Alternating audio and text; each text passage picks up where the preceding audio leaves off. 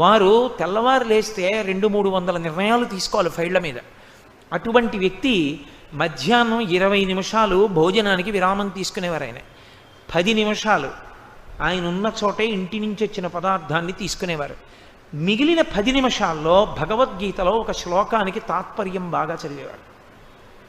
చదివి మళ్ళీ కూర్చుని మళ్ళీ ఫైల్స్ డిస్పోజ్ చేసేవారు. ఆయన అంత పెద్ద ఐఏఎస్ ఆఫీసర్కి 20 నిమిషాల భోజన వ్యవధిలో 10 నిమిషాలు చేసి 10 నిమిషాలు ప్రతిరోజు గీత చదివి 60 ఏళ్లకి రిటైర్మెంట్ వరకు ప్రతిరోజు 10 నిమిషాలకు భగవద్గీతకి వెచ్చించి ఆయన 60 ఏళ్ళు రిటైర్ అయిపోగానే నిర్భయంగా ఆ పదవిని విడిచిపెట్టేసి వెంటనే కూర్చుని భగవద్గీత మీద అనర్గళంగా అద్భుతంగా ప్రసంగాలు చేయగలిగారు.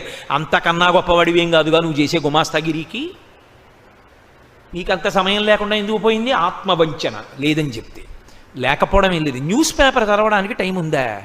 30 ఛానల్స్ తిప్పి న్యూస్ బులెటిన్స్ చూడడానికి టైం ఉందా?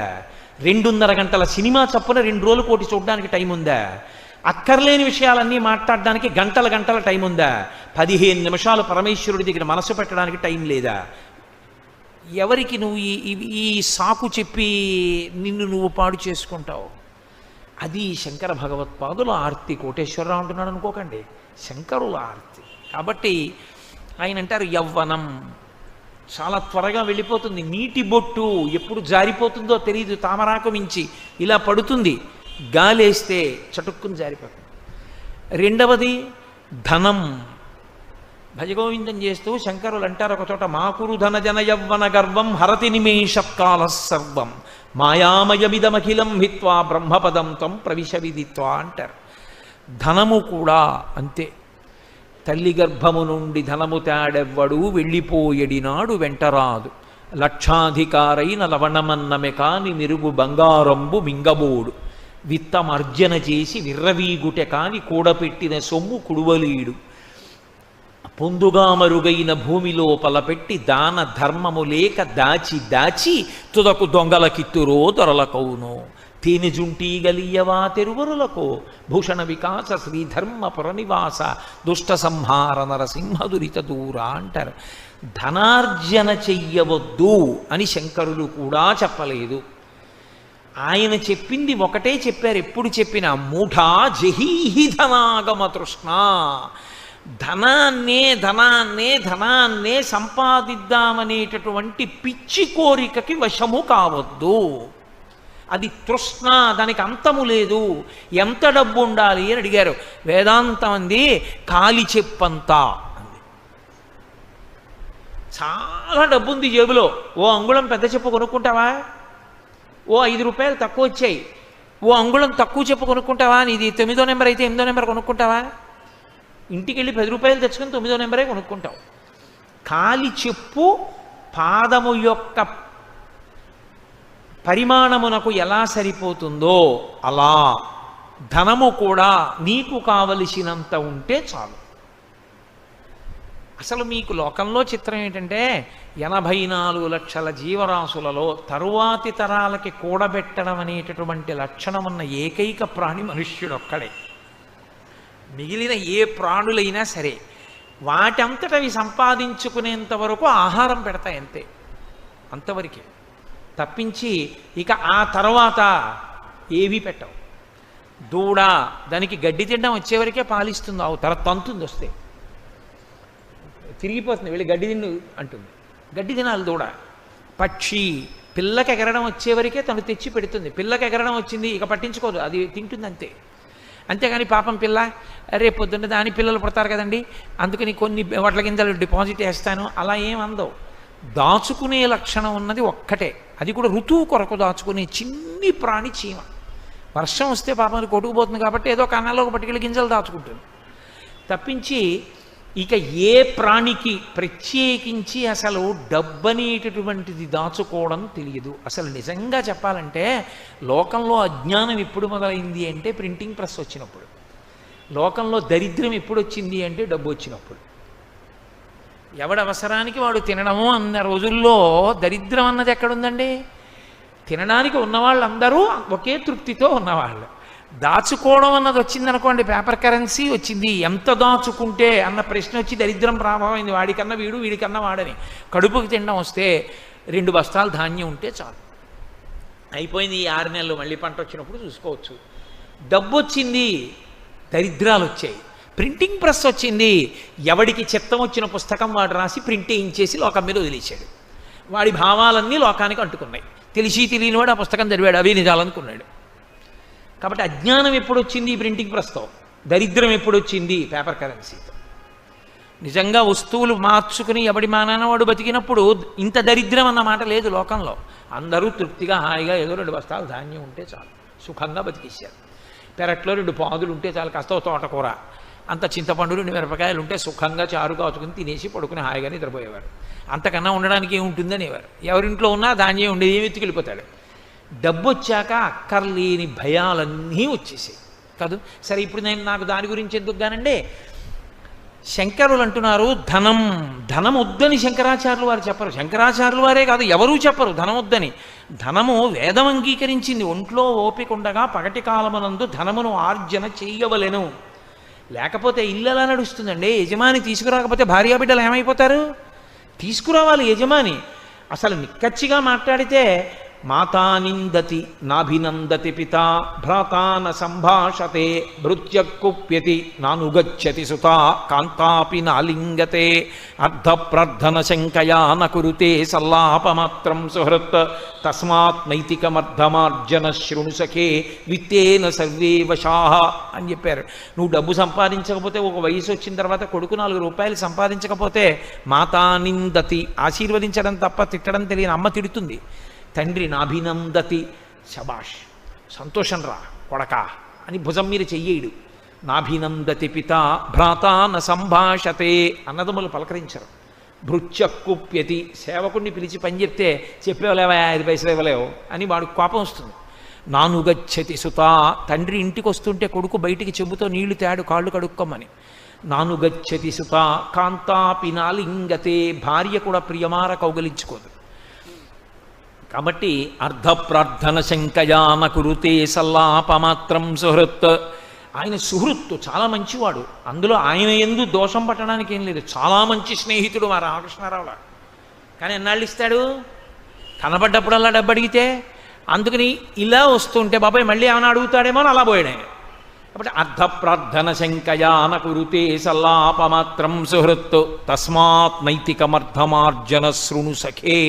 సఖేవ స్నేహితుడా, ఆర్జన చేయి డబ్బు, కానీ నైతికమర్ధమార్జన శృణు సఖే, నీతి తప్పకుండా సంపాదించు. ఆ నీతి తప్పకుండా సంపాదించినదేదో అది నీ కుటుంబ అభివృద్ధికి కారణమవుతుంది. విత్తేన సర్వే వశాః, నీతి తప్పకుండా సంపాదించిన డబ్బు వల్ల నీకు సమస్తము వశమవుతుంది. ఈశ్వరుడు అనుగ్రహిస్తాడు. ఆ ద్రవ్యంతో నువ్వేం చేసినా ఉపయోగపడుతుంది. కాబట్టి డబ్బు సంపాదించు, కానీ డబ్బు సంపాదించడమే ధ్యేయంగా బతికేస్తే ఇంక దానికి ఏమీ కట్టుబాటే లేదు. సంపాదించడం ఒక్కటే ధ్యేయం. సంపాదించేశావు, దానంత తేలికగా వెళ్ళిపోయేది, దానంత తేలికగా నీ యందు నిరాసక్తత ప్రదర్శించేది ఇంకొకటి లేదు. ఎందుకో తెలుసా? వెళ్ళిపోయినప్పుడు చాలా తేలిగ్గా వెళ్ళిపోతుంది.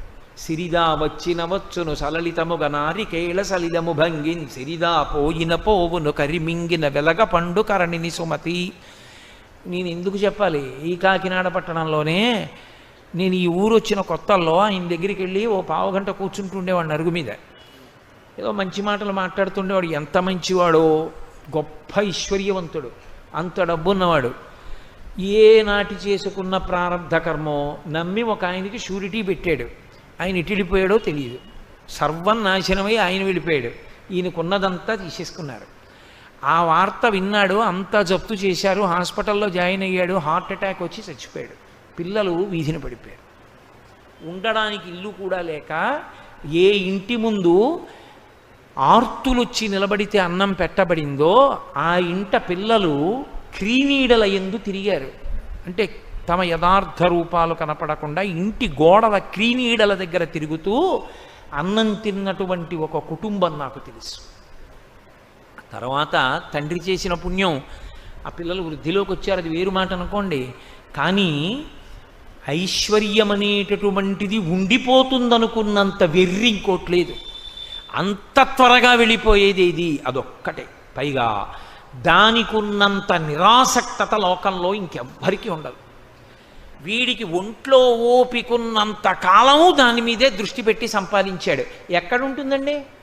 తీసుకొచ్చి కట్టలు కట్టి సంపాదించినంత కోట్లు ఇంట్లో పెడతాడేంటి? అదేమన్నా పరుప పేర్చి ఉంచడానికి? తీసుకెళ్ళి బ్యాంకులో వేయాలి. వేస్తే అది పాస్బుక్లో అంకెల రూపంలో ఉంటుంది. ఈయన చచ్చిపోయాడు, చాపేసి పడుకోబెట్టారు హాల్లో. బ్యాంకులోంచి ఒక్క కట్ట పైకి దూకి, అరే ఎంత జీవితం, ఎంత కష్టపడి సంపాదించావురా మమ్మల్ని అని బీరువాలోంచి ఓ రూపాయి కానీ, ఆయన పరుసులోంచే ఒక 10 రూపాయల కాగితం కానీ దూకుతుందా పైకి? అది ఎవడు తీసినా, ఎవడు చేత్తో పట్టుకుంటే వాడిది. అంత తొందరగా జారిపోయేది లోకంలో ఇంకోట్లేదు. అందుకే శంకరులో చోట అంటారు, కింవానీన ధనేన వాజి కరిభిప్రాప్తేన రాజ్యేన కిం కిం వా పుత్ర కళత్రమిత్ర పశుభిర్దేహేన గేహేన కిం జ్ఞాతైతక్షణభంగురం సపతిరో త్యాజ్యం మనోదూరతః స్వాత్మార్థం గురువాక్యతో భజ భజ శ్రీపార్వతీ వల్లభం. ఆయనకేం కోపంతో కాదు ఆయన చెప్పింది, హద్దు ఎరిగి ప్రవర్తిస్తే జీవుడు ఉద్ధరింపబడతాడని. అది పాపం ఆయన తాపత్రయం. అంతేగాని ఆయన మన అందరినీ నిందించడం ఆయన లక్ష్యం కాదు. ఆయన సంపాదించవద్దని ఏం చెప్పలేదు శంకరాచార్యులు వారు. సంపాదించు, కానీ విర్రెక్కిపోకు. విర్రెక్కిపోతే ఏమైపోతుందో తెలుసా? ఒకదాని తరువాత ఒకటి ఆగిపోయేవేవో చెప్పారు ఆయన. ఇందులో మొదట ఆగిపోయేదేదో తెలుసా? డబ్బే. అస్సలు వాడు వెళ్ళిపోయాడన్న విషయం దానికి ఉండదు. ఎందుకంటే మీరు బ్యాంకులో 10 రూపాయలు పట్టుకెళ్ళి ఇచ్చి మీ అకౌంట్లో వేసుకున్నారనుకోండి, మీరు మళ్ళీ అకౌంట్లో డ్రా చేసినప్పుడు ఆ 10 రూపాయల కాగితం మిమ్మల్ని పేచీ పెట్టకూడదు. అది వెళ్ళిపోతుంది వెంటనే ఎవరికో ఇచ్చేస్తారు, ఇంకో కాగితం ఇస్తారు కదా, అంతే. కాబట్టి డబ్బు అంత చంచలమైంది లోకంలో ఇంకోట్లేదు. దాని పేరే కరెన్సీ. అది ప్రవహించి ఉపకారం చేస్తుంది, అది అలా వెళ్ళిపోతుంది అంతే. దాని తర్వాత పాపం ఏదో ఆయన్ని శ్మశానానికి తీసుకెడితే కనీసం వాళ్ళ బంధువులందరూ ఆయన కారు ఎక్కి శ్మశానం దాకా కారన్నా వస్తుంది, అనసాధ్యం కూల. అందుకని కింవానేన ధనేన వాజికరిభిహి, గుర్రాలు ఏనుగులు అన్నారు, ఇప్పుడు కారులు. అది శ్మశానం గేటు దాకానన్నా వస్తుంది. గేటు దాటి లోపలికి వచ్చేవాడు మిగిలిన వాళ్ళు ఎందుకులేండి ఇంకా అలా ఏం చూస్తామంటే వస్తారు, రాకపోతారు. వచ్చినా ఏం చేస్తారు? కొడుకు ఒక్కడు మాత్రం 11 రోజులు రోజు వెళ్తాడు. ఏదో మొదటి రోజు వెళ్తారు, రోజు వెళ్తారేంటి? వాడికి తప్పదు కొడుక్కి. ఎవరో ఒకళ్ళని తోడు తీసిన వాడు వెళ్తాడు. వెళ్ళేదో అంచేష్టి సంస్కారం అక్కడ చేసి వస్తూ ఉంటాడు. మళ్ళీ ధర్మోదకాలకే కనపడతారు కొంతమంది. కాబట్టి కొడుకు అసలు జీవితం అంతా పట్టుకున్న భార్య ఇంటి గడప దగ్గరే, కొడుకు శ్మశానం దగ్గరే. ఇన్ని ఫెయిర్ అండ్ లవ్లీలు రాసి, ఇన్ని పంచెలు కట్టి, ఇన్ని అల్లర్లు చేసి, ఇన్ని పూలదండలు ప్రతిరోజు వేయించుకున్న శరీరం వల్లకాటి దగ్గరే. మరి వచ్చిందెవరు? పైన కప్పిన బట్టమేటి చాకలి పాలు పడుచు పెళ్ళామైన పరుల పాలు. ఇంకా నువ్వు తీసుకెళ్ళేది ఏమిటి? ఆఖరికి ఎన్ని పంచెలున్నా, ఎన్ని అంచులు ఉన్నా ఇంట్లోనే. దీని మీద కప్పడానికి మాత్రం ఓ సైనికుడు అట్టుకొస్తారు. కట్టుకొచ్చి అత్యంత సమకబారు వస్త్రం ఒకటి తీసుకొచ్చి కట్టి పట్టుకెళ్ళి తీసి పక్కన పారేస్తారు. అది కూడా పట్టుకుపోయేవాడు ఉంటాడు. ఇంకే ఇది కల్లరి బొమ్మ యౌకాయంబునొల్లా, ఇంటి దొంగల బోలు కొడుకులనొల్లా, అద్దె కొంపల బోలు ఆ లోకమొల్లా, ఎందుకీ లోకంబులిందుకీ మురుపు ముందు చావుండంగమురియంగనగునే అంటారు మానస పూజలో. ఏది నీకు ఉండేది ఆఖరికి? అప్పుడు ఇది కాలిపోయిన తర్వాత జీవుడు ఏడుస్తూ నిలబడితే పరమశివుడు ఒక్కడే ఉంటాడు. ఎవడు లేక ఎడిచేవాళ్ళు ఉన్నారని ఆయన ఒక్కడే రుద్రభూమిలో కూర్చున్నాడు ఓదార్చడానికి. నేను ఉన్నాను లేరా అంటాడు. అప్పుడు అని రే నువ్వు ఉన్నప్పుడు ఎప్పుడైనా శరీరం ఇచ్చినప్పుడు నన్ను ఒక్కసారి గుళ్ళోకి వచ్చి అభిషేకం చేస్తే ఎంత బాగుపడిపోదురా, ఎంత అల్లరిపడిపోయావు. చెంబుడు నీళ్లు పోయలేరు కదరా నా మీద, పోసి ఉంటే ఎంత అదృష్టవంతుడు అయిపోదురా. పోన్లే, నెక్స్ట్ టైం బెటర్ లక్, పంపించేస్తాడు. మళ్ళీ మనుష్య జన్మ వస్తుందని నమ్మకం ఉంటుంది ఏమిటి? కనుక శంకర భగవత్పాదుల ఆర్తిని మీరు గమనించండి. ఆయన నిందించడం ఆయన ఉద్దేశ్యం కాదు. కాబట్టి ధనము సంపాదించు వద్దని నేను చెప్పట్లేదు. సంపాదించి నీ జీవుని అభ్యున్నత కొరకు కొంత ఖర్చు పెట్టుకో. అక్షయ తృతీయ వచ్చింది, కూజ కూడా కొనకుండా మానేకు. ఆ కూజ, అందులో నీళ్లు నిన్ను రేపొద్దున రక్షిస్తాయి. కాబట్టి ఓ కూజ దానం చేసుకో, ఓ పంచల్ చాపు దానం చేయి. ఒంట్లో ఓపిక ఉంది కాబట్టి కాస్త గంధం తీ, పరమేశ్వరుడికో ఎవరో పెద్దలకో కాస్త గంధం అలదు నీ చేత్తో, ఓ పుష్పహారం కొని వాళ్ళ మెళ్ళో వేయి, ఒక్క గొడుగు కొని వాళ్ళకి గొడుగు పట్టు, ఉత్తర జన్మల్లో నీకు ఎప్పుడు నీడ దొరుకుతుంది. నువ్వు ఎప్పుడు తప్తమైపోవలసిన స్థితి నీకు రాదు, హాయిగా చల్లగా కూర్చోగలుగుతావు. ఒక్కసారి గొడుగు పడితే అక్షయమై పట్టుకుంటుంది నిన్ను. ఒక్క చెప్పులు జతి కాళ్ళు మాడిపోతూ పరుగులెత్తవలసిన అవసరం నీకుండదు. హాయిగా ఎండలో నిలబడినా కాళ్ళు కాలకుండా నిలబడేటట్టుగా రక్షింపబడతావు. కాబట్టి పరమేశ్వరుడు నీకున్న దానిలో చేసి తరించు, తప్ప దాచేస్తే ఏమొచ్చింది? అలాగని దాచద్దు పిల్లలకి ఇవ్వద్దని శాస్త్రం చెప్పలేదు. కొంతైనా నీ జీవుడి కొరకు కూడా ఖర్చు పెట్టుకో. అందరితో పాటు ఇంకోండి కూడా లెక్కలో వేసుకో. నా జీవుడు కూడా వాడు ఉన్నాడు, వాణ్ణి ఉద్ధరించాలిగా. పిల్లలకి అన్నం పెట్టాను, పిల్లల్ని చదివించాను, పిల్లలు పెద్దవాళ్ళు అయ్యారు, పెళ్ళిళ్ళు చేశాను, వాళ్ళను ఉద్ధరించినట్టే ఇంకోడు కూడా ఉన్నాడు. వాడు ఇంట్లో ఉండడు, ఇక్కడే ఉంటాడు. వాడికి ఏదో చెయ్యాలిగా మరి, వాడికి ఉద్ధరణ కొరకు. వీళ్ళు పెద్దవాళ్ళు అయిపోతారు, ఒక్కసారి ఇందులోంచి వీడు బయటకు వస్తే వాళ్ళకి దీనికి సంబంధాలు తెగిపోయాయి. మరి వీడి కోసం వీడు మళ్ళీ ఇంకో శరీరంలోకి వెళ్ళినప్పుడు పట్టుకెళ్ళడానికి కొంత పుణ్యం నేను సర్దాలి కదా. అది వాడి కొరకు కూడా కొంచెం చెయ్యి. ఎక్కడో అక్కడ తెచ్చి వాళ్ళకి పెడుతున్నావా? ఉన్న దాంట్లోనే నిన్ను కోట్లే ఖర్చు పెట్టని చెప్పలేదు శాస్త్రం. పావలా కాసు ఖర్చు పెట్టావు, ఖర్చు పెట్టలేవా? బెంగ పెట్టుకోకు. అలా వెళ్ళిపోతున్న వాడికి కాసిన మంచినీళ్ళు అవి కూడా ఇవ్వలేవా? బెంగ పెట్టుకోకు. పెద్దలకి కాళ్ళు పట్టు, అది కూడా చేయవా? పెద్ద ఆయనకి కుర్చీ ఇచ్చి నువ్వు కింద కూర్చో, అది కూడా చేయవా? పోనీ ప్రసాదం కళ్ళకద్దుకుని నోట్లో వేసుకో. ప్రసాదం కళ్ళకద్దుకుని నోట్లో వేసుకోవడానికి కూడా నీకు అభ్యంతరాలు ఉంటే నిన్ను రక్షించేవాడు ఇంకా లోకంలో ఉండడు.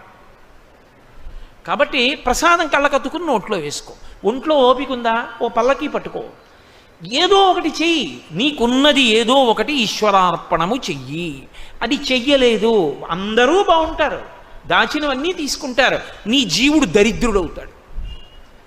అప్పుడు ఏం చేస్తావు? అప్పుడు ఏం చేయడానికి ఉండదు ఓసారి జారిపోయాక. కాబట్టి చేసుకో, ధనమును ఉపయోగించు. లేకపోతే ఆ ధనము నీతో వచ్చేది కాదు, చించలము ఆగిపోతుంది. జన్మజన్మాంతరములు నీ వెంట వచ్చేది కాదు. ఇంకా కొడుకు సత్పురుషుడైతే నిన్ను ఉద్ధరించగలడు. కొడుకు గొప్ప సత్పురుషుడు అనుకోండి, మహానుభావుడు కొడుకు అనుకోండి. కొడుకో మనవడో మునిమనవడో 3 తరాలు కదా ఉంచుతారు తద్దినం పెట్టడానికి. ఒక మహానుభావుడు నీ వంశంలో పుట్టాడు, పరమభాగవతోత్తముడు. అటువంటి వాడు పుట్టి పరమేశ్వరుణ్ణి విశేషమైన భక్తితో బతికున్నన్నాళ్ళు ఆరాధన చేశాడు, ఆయన్ని నమ్ముకుని బతికాడు. అలాంటి వాడు నీ వంశంలో 3 తరాల్లో పుట్టాడు కాబట్టి నిన్ను విడుదల చేస్తాడు. ఆ కొడుక్కి నువ్వు ఇదే నేర్పితే, అందుకే ధర్మం చేసేటప్పుడు కొడుకుని పక్కన పెట్టుకోమంటారు. నువ్వు వాడికి నేర్పింది లేదు, అసలు నువ్వు వాడికి ఉపనయనమే చేయలేదు.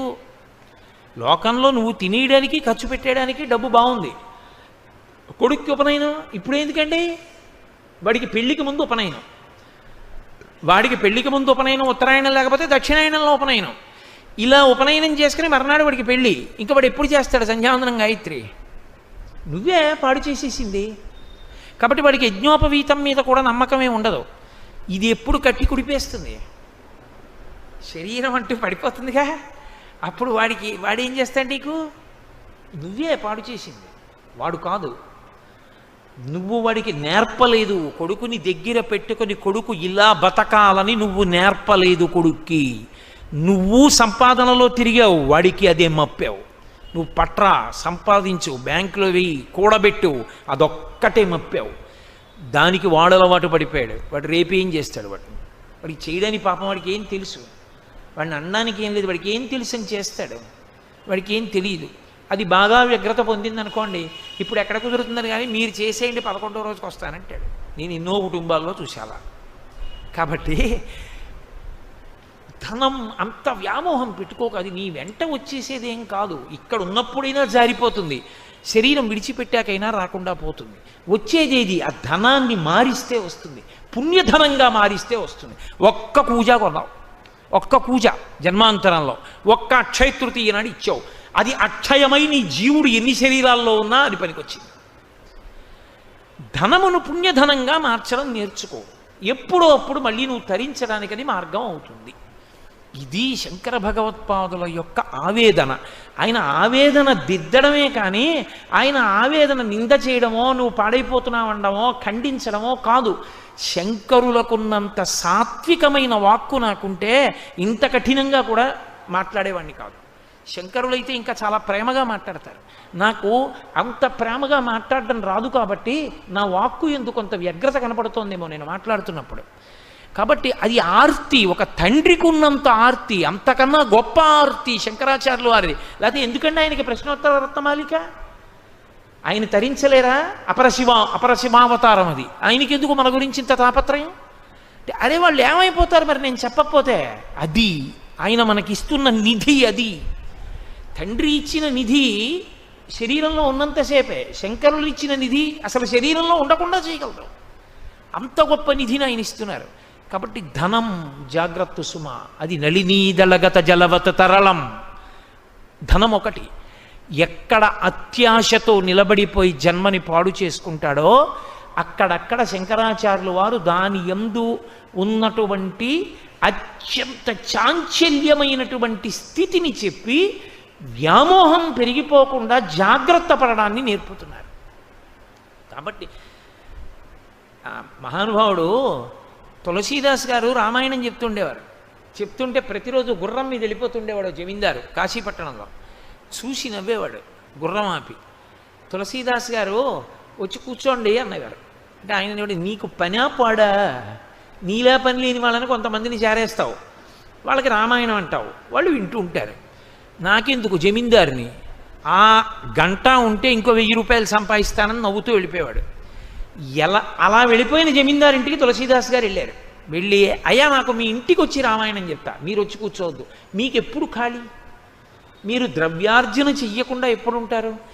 అప్పుడే వచ్చి చెప్తా, 10 నిమిషాలైనా పర్వాలేదు, పావు గంట అయినా పర్వాలేదా అంటే తాపత్రయం శంకరాచార్యుల వారిలా. అరే పాడైపోతున్నాడే అని.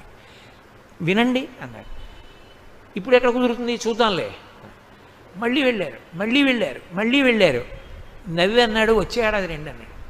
ఖచ్చితంగా ఏడాదికి తులసీదాస్ గారు వెళ్ళారు. ఇప్పుడు ఎక్కడ కుదురుతుంది? వచ్చే ఏడాది రండి అన్నాడు.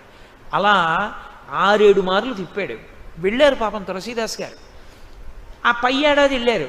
అయ్యా మీ నాన్నగారు ఏది రామాయణం 10 నిమిషాలు వింటారేమో అని వచ్చారండి అన్నారు. మా నాన్నగారు మీకు తెలియదా? చచ్చిపోయారు కిందటి ఏడాదే అన్నాడు కొడుకు. తులసీదాస్ గారు దివ్య దృష్టితో చూశారు. దివ్య దృష్టి ఉంటుందా అండి అనకూడదు. అది ఉన్నవాడికి తెలుస్తుంది ఉందని. ఏమీ లేనివాడికి నీకెలా తెలుస్తుంది ఉందని? సాధన చేయి నీకు తెలుస్తుంది ఉందని. అన్నం తింటే తెలుస్తుంది, ఆకలి తీరుతుందని. తపస్సు చేస్తే దివ్య దృష్టి ఉంటుంది. అంతేగాని వాడికి ఉంటే నువ్వు చేయకుండా అది ఉంటుందా అండి అంటే ఉంటుంది. నువ్వు చేయి తెలుస్తుంది నీకు. కాబట్టి దివ్య దృష్టితో చూశారు. ఎక్కడున్నాడో తెలుసా? కిందటి ఏడాది వరకు జమీందారుగా ఉన్న జీవుడు ఆ ఇంటిలోనే పశువుల కొట్టంలో ఎద్దుగా ఉన్నాడు తాపత్రయానికి. ఇంకా ఐశ్వర్యం మీద భ్రాంతి పోక పొలాలు దున్నడానికి ఆ ఇంటి పశువే అయి ఆ ఇంట్లో నిలబడి ఉన్నాడు. లోపలి జీవుడు గుర్తుపట్టాడు తులసీదాస్ గారిని. ఎద్దు ఆయన వంక చూసి కన్నుల నీరు కార్చింది. ఒక్కసారి మీ దగ్గర రామాయణం వింటే ఇలా అయ్యేవాడిని కాదు. అది వినక ధనమునందు మమకారం పెట్టాను. ఇప్పుడు వాడు యజమాని, వాడేమీ చేయడు. ఇదిగో ఈ పక్కనున్న ఆవుని వాడు దానం చేయడు నా పేరు చెప్పి. అందుకని ఇదిగో ఎద్దునయి ఆ పొలాన్నే దున్నుకుంటున్నా. తోక మిలిపెడుతున్నాడు, కంట్లో కారం పెడుతున్నాడు, వీపు మీద కొరడాతో కొడుతున్నాడు. గడ్డి తిని పొలం దున్నుతున్నాను. 1 గంట రామాయణం వింటే ఇలా అయ్యేవాడిని కానన్నాడు. ఆ భాష జీవభాష తులసీదాస్ గారికి అర్థమైంది. ఒకసారి ఇది వదిలిపెట్టాక ఎవడు ఉద్ధరిస్తాడు? ఉద్ధరించేవాడు ఉండడు. కాబట్టి ధనమునందు ధనమును ఆర్జన చెయ్యకుండా ఉండు. అసలు డబ్బొద్దు నీకు, డబ్బు వల్ల పాడైపోతావు. ఎందుకు డబ్బులు? అసలు డబ్బుల జోలికి వెళ్ళకు అని ఎవ్వరూ చెప్పలేదు. మీరు బాగా గుర్తుపెట్టుకోవాలి. నేను ఎలా సన్యాసినో నువ్వు అలా ఉండని చెప్పరు. ఎందుకో తెలుసా? సన్యాసి కూడా దేని మీద ఆధారపడతాడండి? గృహస్థాశ్రమం మీద ఆధారపడతాడు. సన్యాసికి భిక్ష ఎవరు పెడతారు? గృహస్థు పెడతాడు. బ్రహ్మచారికి భిక్ష ఎవరు పెడతారు? గృహస్థు పెడతాడు. వానప్రస్థుకి భిక్ష ఎవరు పెడతారు? గృహస్థు పెడతాడు. అసలు సన్యాసి కూడా శరీరంతో బతికున్నాడంటే గృహస్థు వల్లే.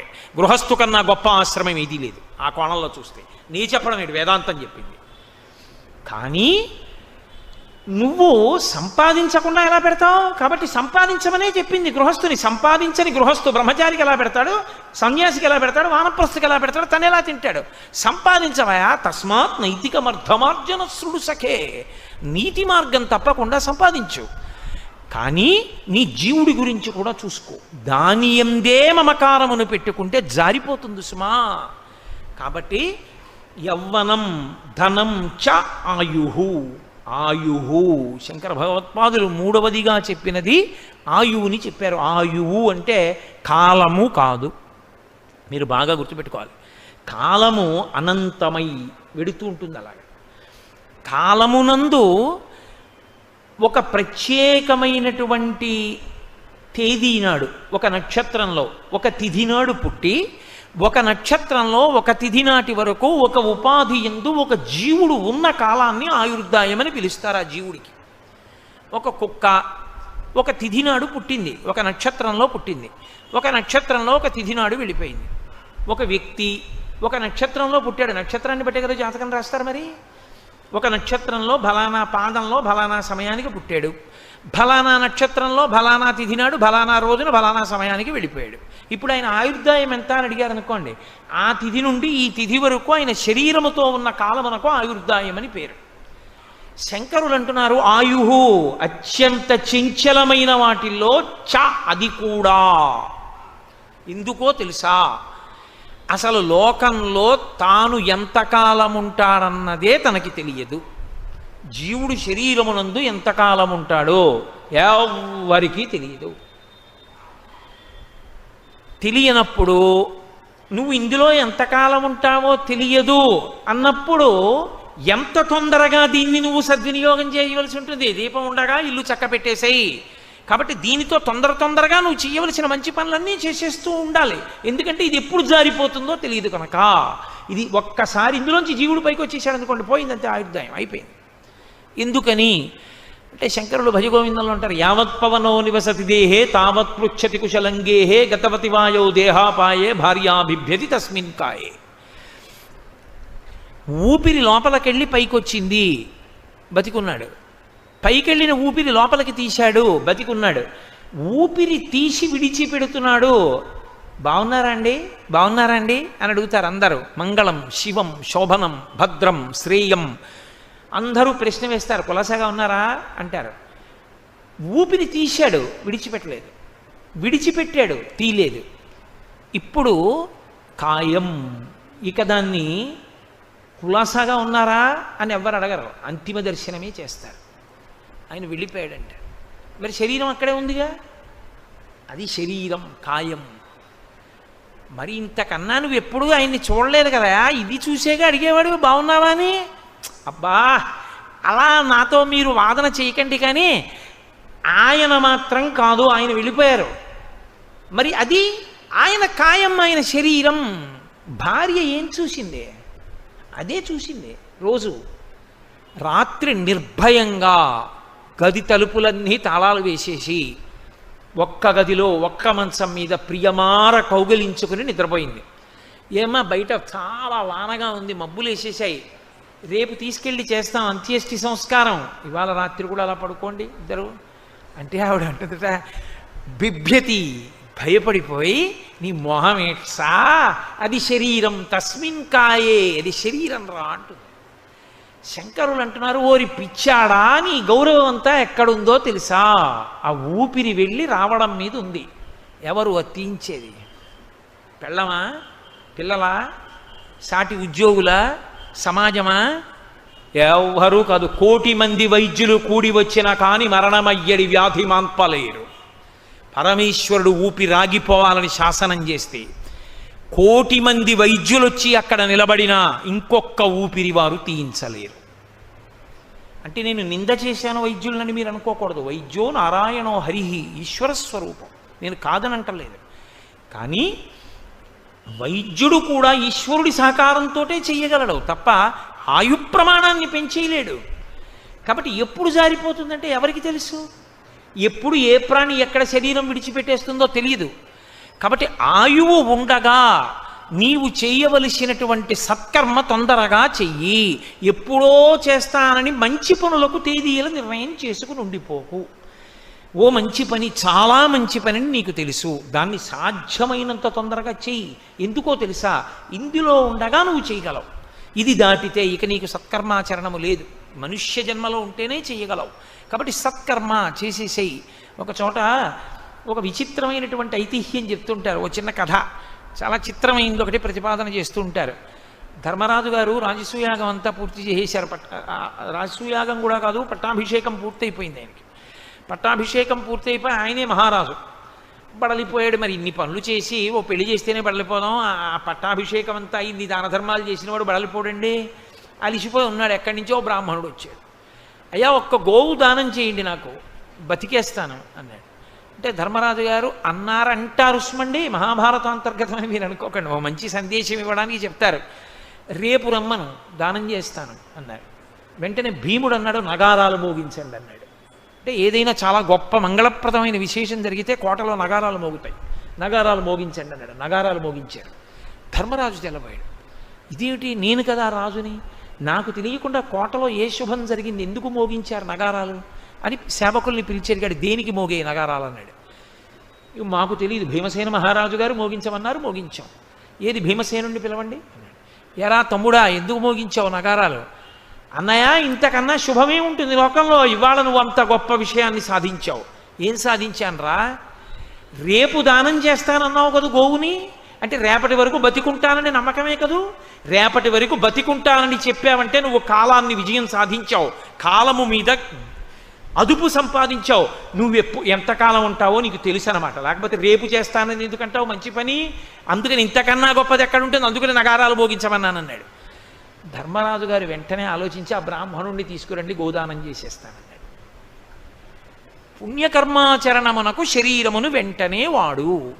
అలా వాడకపోతే తరువాత వచ్చేటటువంటి సమస్యలకి విరుగుడు ఉండదు. ఇక నువ్వు ఎన్ని వేళ్ళు విరుచుకోవడానికి ఏముండదు. ఈ చెయ్యి చేతిని పట్టుకుంటే కదా వేళ్ళు విరుచుకోవడం. కాబట్టి ఆయువు ఉంటుందని నమ్మకము లేదు. అందుకే ఉన్న ఆయుర్దాయాన్ని ఎంత సద్వినియోగం చేసుకుందామని తాపత్రయపడ్డారు. భాగవతం అంతా ఎక్కడి నుంచి వచ్చిందండి? 12 స్కంధాల భాగవతం రావడానికి కారణం 7 రోజుల్లో నువ్వు చచ్చిపోతావన్నారు పరీక్షిత్తుని. ఆయన ఏడవలేదు. అయ్యి బాబాయ్ చచ్చిపోతాను, ఈ రాజ్యం ఏమైపోతుందని ఆయన ఏం అనలేదు. అన్నీ విడిచిపెట్టి గంగ ఒడ్డున కూర్చున్నాడు. ప్రాయోపవేశం చేసి అమ్మా అని పిలిచిన నరు పొమ్మా అని ముక్తి కడకు ముత్తువట, లెమ్మా నీ రూపముతో రమ్మా నాకెదురంగ గంగ రమ్యతరంగా అని పిలిచాడు. పిలిచి దర్భాసనం వేసి కూర్చుని మహానుభావుడు ఒక మాట చెప్పాడు. ఉరగాధీశ విషానలంబునకు మీ నొప్పింతు, ఈశ్వర సంకల్పము నేడు మానదు, భవిష్యజ్జన్మ జన్మంబులన్ హరి చింతారతియున్, హరి ప్రణుతి హరి భాషాకరణ నాసక్తియున్, హరి పాదాంబుజ సేవయున్ కలుగు మీరర్థిన్ ప్రసాదింపరే అన్నాడు.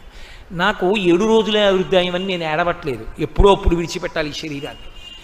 నాకు కావలసింది ఈ 7 రోజులు నేను ఏది చెయ్యడం వల్ల, ఏది వినడం వల్ల, ఏది చదవడం వల్ల నేను మళ్ళీ మళ్ళీ జన్మలను స్వీకరించినా దాని యందు పరమేశ్వర సేవ చెయ్యగలిగినటువంటి ఉత్తమ బుద్ధిని పొందుతానో అటువంటి మంచి విషయాన్ని నాకు మీరు బోధ చెయ్యండి అన్నాడు. అందుకొచ్చింది భాగవతం అంతా. 7 రోజులు సుఖబ్రహ్మ కూర్చుని భాగవతం చెప్పారు పరీక్షిత్తుకి. ఆర్తి కలిగి అడిగాడు. కాబట్టి ఒక్క మంచి ప్రశ్న, ఉన్న ఆయుర్దాయమును చక్కబెట్టుకొనుట, ధర్మము కొరకు ఈశ్వరుని కొరకు నిలబడగలుగుట, అది నిన్ను ఉద్ధరణ వైపుకి తిప్పుతుంది. కాబట్టి ఏదో ఒక్కటి పట్టుకోవడం ప్రయత్నం చెయ్యి, లేకపోతే ఆయువు జారిపోతుంది. ఇప్పుడు ఎందుకంటే అవన్నీ రిటైర్ అయిపోయిన తర్వాత అంటావా? దంతంబుల్ పడనప్పుడే, తనువుయందారూఢియున్నప్పుడే, కాంతాసంఘము రోయనప్పుడే, జరాక్రాంతంబు కానప్పుడే, వింతల్ మేన చెరించునప్పుడే, కురుల్ వెల్వెల్ల కానప్పుడే, చింతింపన్వల మీ పదంబుజములన్ శ్రీకాళహస్తీశ్వర. ఇవాళ పొద్దున్న మంచి అధికార పదవిలో ఉండి వెలిగిపోతూ ఏదో అక్కడికి వెళ్ళి కార్యక్రమాన్ని చక్క పెడదామని బయలుదేరి వెళ్ళిపోతున్నటువంటి వ్యక్తి కొన్ని రోజుల పాటు శరీరం ఎక్కడో ప్రేతమై పడిపోతే తెలియనటువంటి స్థితిలో పడిపోయినటువంటి సంఘటనలు తెల్లవారి లేస్తే మనం చదువుతున్నాం. ఆయుర్దాయం తనది అయిపోతోందని తాను ఇంక ఉండనని, తాను వెళ్ళిపోతున్నానని ఆయనకి తెలుసా? తెలిస్తే ఎక్కడికో పెడతాడా? ఏ పుణ్యకర్మాచరణమో చేసుకోడా? ఆయుర్దాయమంత చించలం ఇంకొకటి లేదు. నిత్యమా జీవితము నీటిపై బుగ్గ. నీటి మీద బుడగ ఎంతసేపు ఉంటుంది ఎవరికి తెలుసు? అబ్బా ఎంత రంగో అనేటప్పటికి చిటుక్కుని పేలిపోతుంది. శరీరము ఆయుర్దాయము కూడా అంతే. ఎప్పుడు అంతమవుతుంది తెలుసున్నది పరమేశ్వరుడికొక్కడికే. ఇక్కడ గంట మోగుతూనే ఉంటుంది ఎప్పుడు, lub dub lub dub lub dub అని. పరమేశ్వరుడు దర్శనమిస్తున్నాడు. గుర్తేమిటి? గుడి తీసి ఉందని గుర్తేమి? గంట మోగుతూ ఉంటుంది. గంటలు మోగుతున్నాయి, ఈశ్వర దర్శనం అవుతోంది. ఇక్కడ పరమేశ్వరుడు కూర్చునున్నాడు. నీవార సూకవత్తన్వి పీతాభాస్వత్యనూపమా. ఇక్కడ ఉన్నాడు. ఆయన పని ఏమిటి అంటూ ఉంటాడు. లబ్ అనొచ్చా డబ్బని? లబ్ అనొచ్చా? డబ్ ఎప్పుడో ఆయన లెక్క పెడతాడు. చిత్రంగా కూర్చొని గుప్తంగా లెక్క పెడతాడు శ్వాసలు. ఇంకా నేను ఇక్కడ ఉండక్కర్లేదనుకుంటాడు. అయిపోయింది. వెంటనే ఉత్తరీయం తీసి మీదేసుకుని బయటికి వెళ్ళిపోతాడు. లబ్ తర్వాత డబ్బు అనలేదు, గంట అయిపోయింది అంతే. శివం శవం అయిపోయింది. కాబట్టి ఆయుర్దాయము అంత చటుక్కున పూర్తవుతుంది. అంత చమత్కారంగా వెళ్ళిపోతారు. కాబట్టి ఎట్నుంచి వెళ్ళాడు ఎవ్వరికీ తెలియదు. ఇంట్లో ఉన్న వాళ్ళు ఎట్నుంచి వెళ్ళాడో తెలుసు. ఆఫీస్కి వెళ్తే ఎట్నుంచి వెళ్తాడో, ఏ ద్వారం నుంచి బయటికి వెళ్తాడో తెలుసు. దాని తమాషా కాలిపోను. ఇందులోంచి వెళ్ళినప్పుడు ఎట్నుంచి వెళ్ళాడో చుట్టూ ఉన్న వాళ్ళకు కూడా తెలియదు. అంత చమత్కారంగా వెళ్ళిపోతాడు. కాబట్టి చాలామంది వెళ్ళిపోయారు. నేను ఒక్కడిని వెళ్ళన్నాను అనుకోకు సుమా. వేదాంతాన్ని వేదాంతంగా సత్యంగా స్వీకరించు. నేను ఒక మాట చెప్తే చాలా కఠినంగా మీకు అనిపిస్తుంది, కానీ నేను ఒక్క యథార్థం మీతో మనవి చేస్తాను, ఆలోచించేయండి. నేనేమి ఇప్పుడు అది వెంటనే మీరు అంగీకరించాలని కానీ మిమ్మల్ని ఒత్తిడి చేయడం కానీ నా ఉద్దేశ్యం కాదు. ఖచ్చితంగా నేను చెప్పే మాట కఠినంగానే ఉంటుంది, కానీ దానంత కరదీపిక మనిషి జీవితాన్ని చక్కబరుచుకోవడానికి ఇంకొకటి లేదు. నువ్వు దీన్ని విడిచిపెడతావా అంటే పింకితనంగా నీ చచ్చిపోనండి అన్నవాడికి నేనేం చెప్పలేను. పక్కింట్లో దొంగలు పడ్డారు, నీ ఇంటికి తాళాలు ఇస్తున్నావు.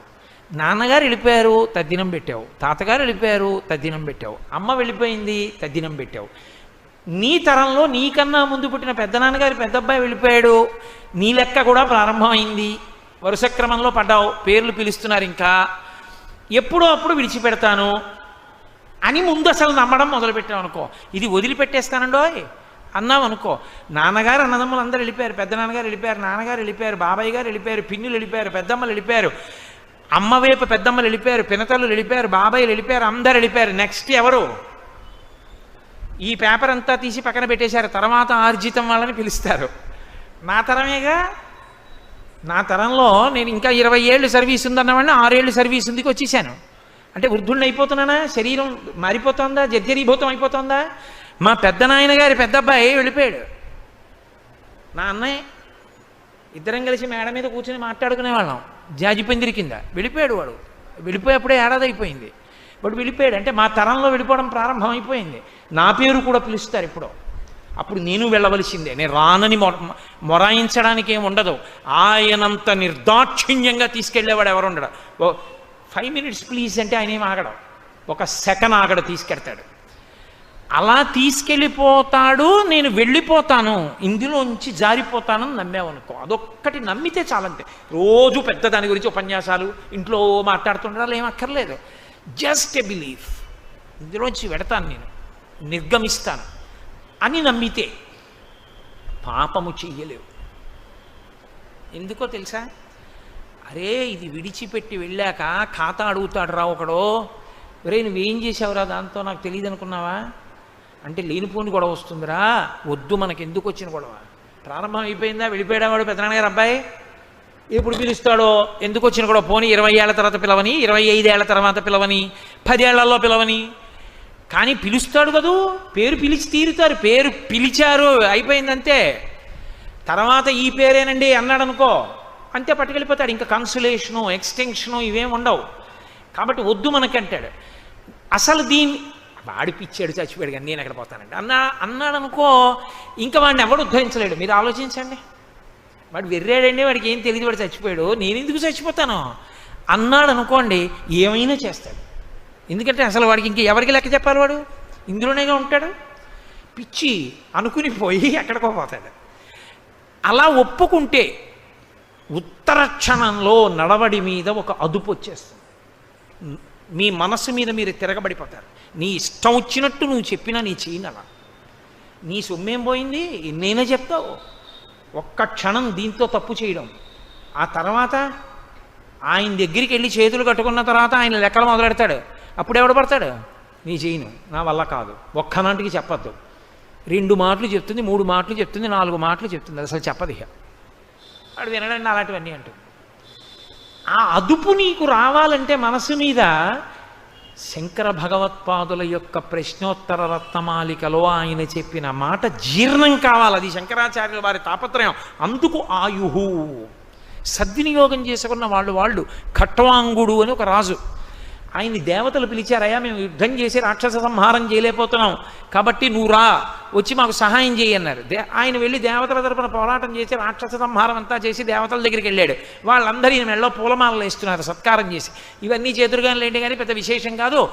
మనుష్యలోకమునందు ఎవడు ఎంతకాలం ఉంటాడో తెలియదు ఎవ్వడికి.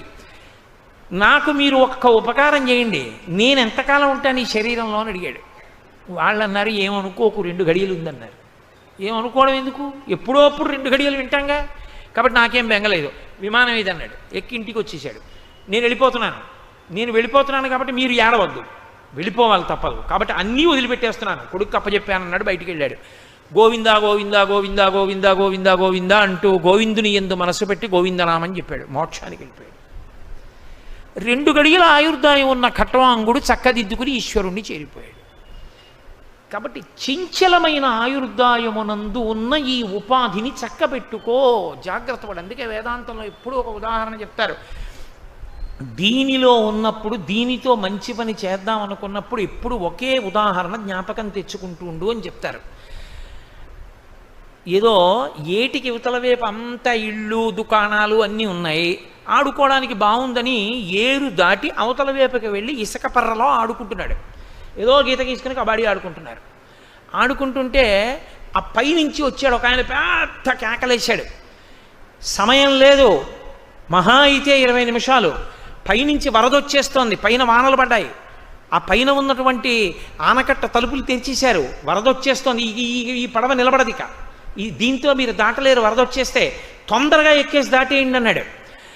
ఆడుకుందామని వచ్చినటువంటి వాళ్ళు ప్యాంట్లు చొక్కాలు విప్పి అక్కడ పెట్టి దట్టీలు కట్టుకుని ఆడుకుంటున్నారు.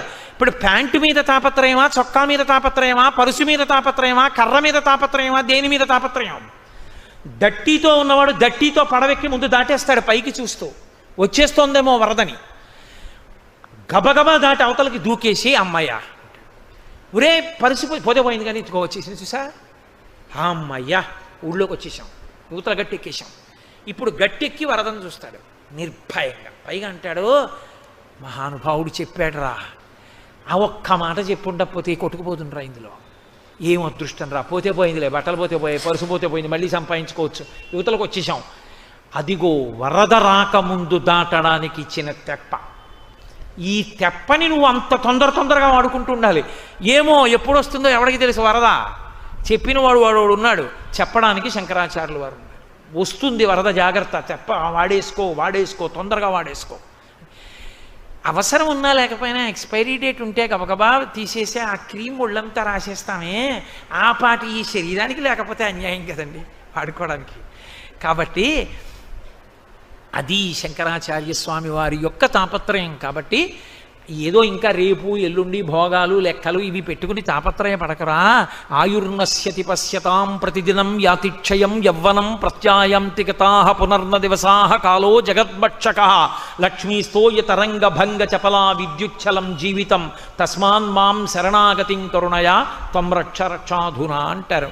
సూర్యభగవానుడికి ఓ కొడుకో కూతురు యమున వెనక్కి రాదు, ముందుకెడుతుంది. కాలము ముందుకెళ్ళిపోతుంది. యముడు ముందుకెళ్ళిపోతున్న కాలంలో ఏ జీవుండి శరీరం నుంచి విడిపించాలో వాడిని నిర్దాక్షిణ్యంగా విడిపించేస్తాడు. కాబట్టి సూర్యోదయ సూర్యాస్తమయముల యందు నీ ఆయుర్దాయం అయిపోతోంది. రామకృష్ణ పరమహంస తెల్లవారగానే నేల మీద పడి తలకొట్టుకు ఏడిచేవారు. మేనలుడు అడిగేవాడు, ఎందుకు ఏడుస్తున్నావు మామా అని. ఊరే ఇంకొక్క రోజు అయిపోయింది రా, కాళీమాత దర్శనం అవ్వలేదు నాకు అనేవారు. అంత ఆర్తి లేకపోయినా పోనీ ఏదో అకస్మాత్తుగా అంత బెంగ పెట్టేసుకోక్కర్లేదు, కానీ కనీసం దీంతో చేయవలసిన వాటి ఎందు కూడా ఒక త్వర, అయ్యో చేద్దాం అనేటటువంటి ఒక సంకల్ప నిష్ట ఏర్పడడం చాలా మంచిది. అంతకన్నా మినహాయింపు ఇచ్చి మాట్లాడేస్తే అది శంకరాచార్య